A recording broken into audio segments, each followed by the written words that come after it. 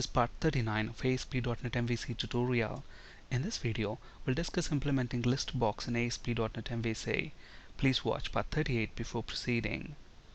We'll be using this table TBL city for this demo. For every city that we've got in this table, we want to generate a list item within the list box. If the user selects multiple cities, and then once he clicks on the submit button, we want to display a message showing the IDs of the selected cities. On the other hand, if the user didn't select any city, and then once he clicks on the submit button, we want to display a message stating you did not select any city. Let's see how to achieve this. Let's flip to Visual Studio.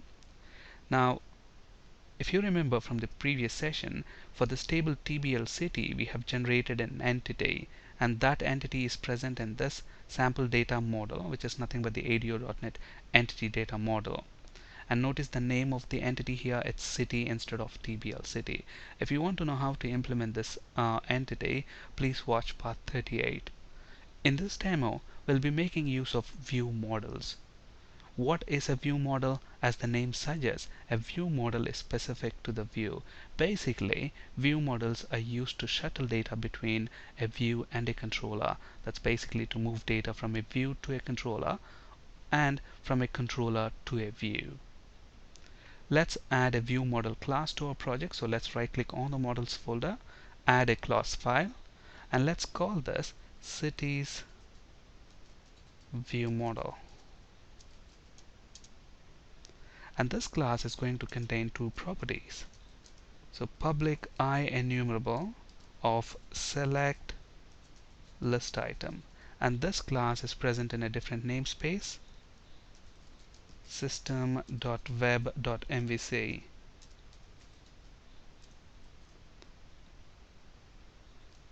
So the name of the property is going to be cities, and this is going to be an auto-implemented property. So this property is going to contain the cities that we want to display within the list box. Now, what is a list box? It's a collection of list item objects.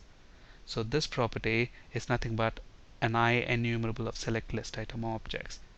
Alright, and then we're going to have another property, but this one is going to be of type IEnumerable of string, and the name of the property is going to be selected cities, again auto implemented property.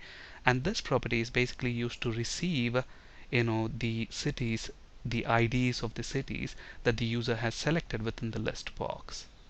Okay, so a very simple view model class with two public properties. Now let's implement the index action within the home controller. Now first of all, let's build our solution so that this view model class is compiled. Let's flip to the home controller, and this view model class is residing in this mvc demo.models namespace. Since we want to use this view model class within the home controller, let's go ahead and include this namespace. And then, if you remember from part 38, within this ADO.NET entity data model, we have sample DB context class. So let's go ahead and create an instance of that. And this class has cities property, which is going to retrieve all the cities from this table TBL city. So now we are going to create an instance of select list item. So list of select list item.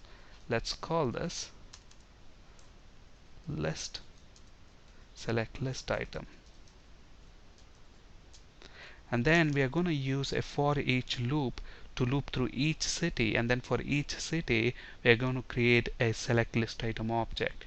So for each city, in how do I get hold of the cities? db.cities property would give us all the cities. So for each city in this collection, we want to create an instance of select list item object. So select list item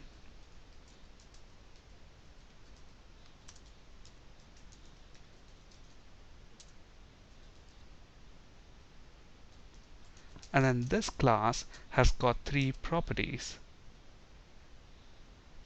The text, which is nothing but the city name, and value is going to be city ID,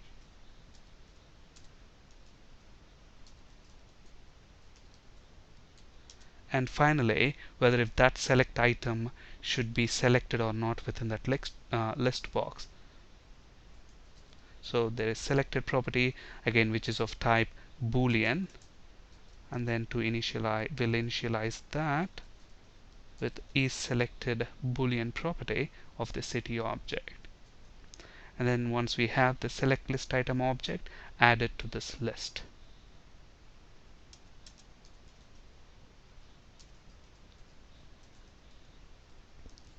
Okay,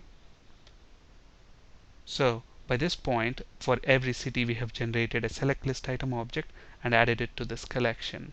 So now let's go ahead and create an instance of our view model class. So cities view model, let's call this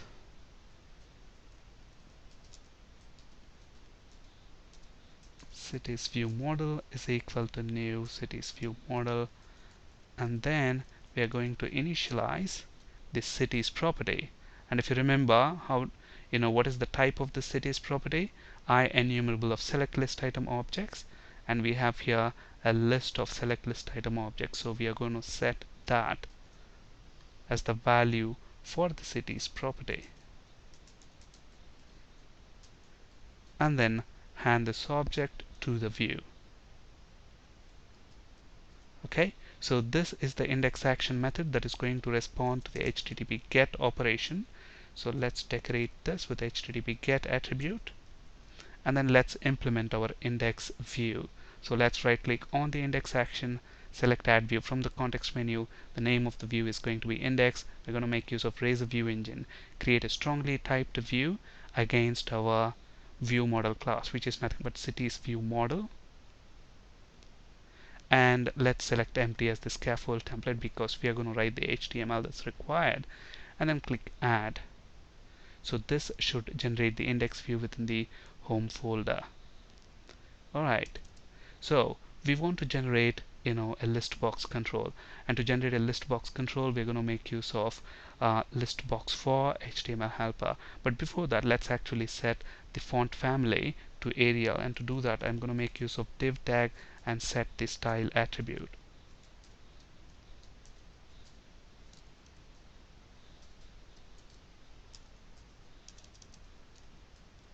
And notice this, for this view the model object is nothing but cities view model, and this object has got cities property, which is nothing but a collection of select list item objects. Okay, so we first need a form tag. So, and to generate the form tag we're going to make use of begin form HTML helper, and then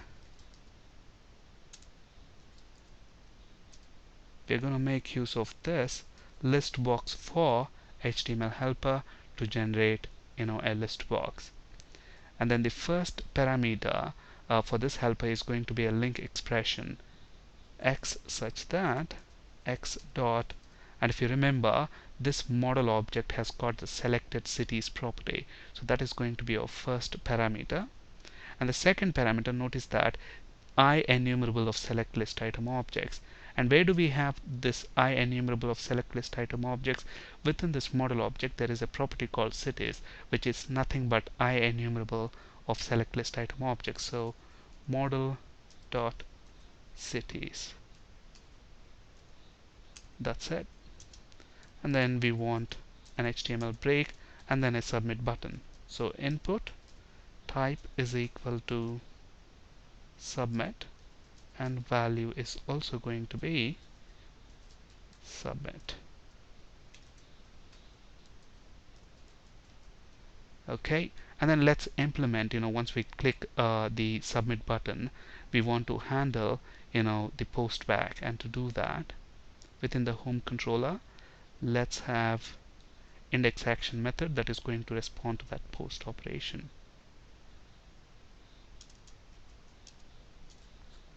So let's decorate this with HTTP post attribute, and then this method, once we post the form back, this is going to receive IEnumerable of string, and this is going to receive selected cities.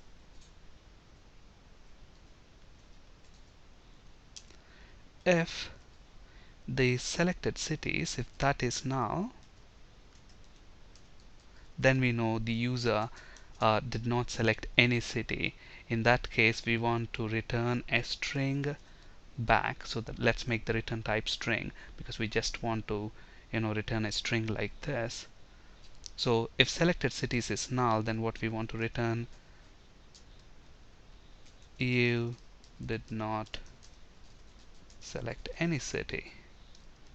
Else, if it is not null, then we know the user has selected at least one city, in which case we want to return the IDs of the selected cities. Okay, so we're going to make use of string builder class, and that class is present in system.text namespace. So let's include that, and then let's create an instance of string builder class.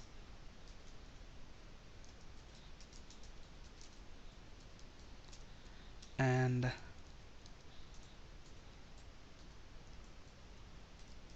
let's append whatever cities you have selected. So you selected, and then look at this. The selected cities, it's nothing but it's an enumerable of string, meaning a collection of strings. And then if you look at the message we want, you selected, and then a comma separated list, which is nothing but the IDs of the selected cities. So this property is going to receive the IDs of the selected cities. All we need to do right now is to append a comma for each city ID within this collection. And to do that, the string class has got a function called join.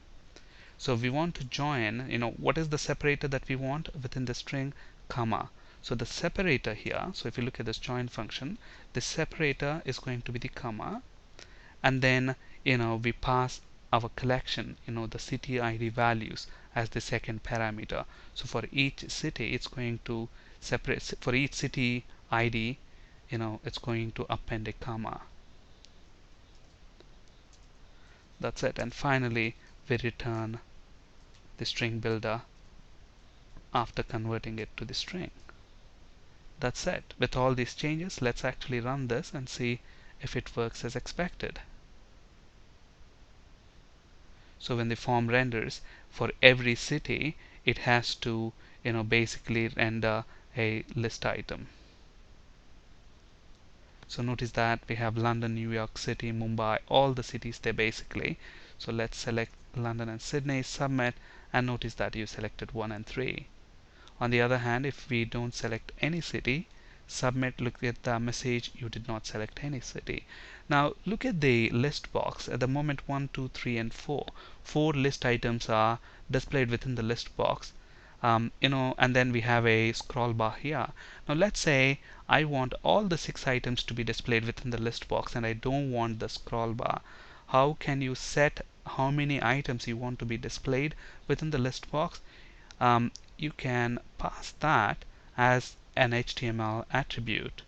So let's stop debugging, and then if you notice this list box for HTML helper, there is this third parameter, which is nothing but the HTML attributes. So I can pass the HTML attributes as anonymous type, and the attribute that we are looking for here is size. So I'm setting the size to 6.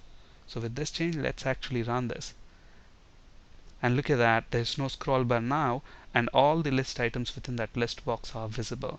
Now if you want to select multiple items within the list box, hold down the control key. Submit, look at that, the IDs of the 3 selected cities. On this slide, you can find resources for ASP.NET, C#, and SQL Server interview questions. That's it for today. Thank you for listening. Have a great day.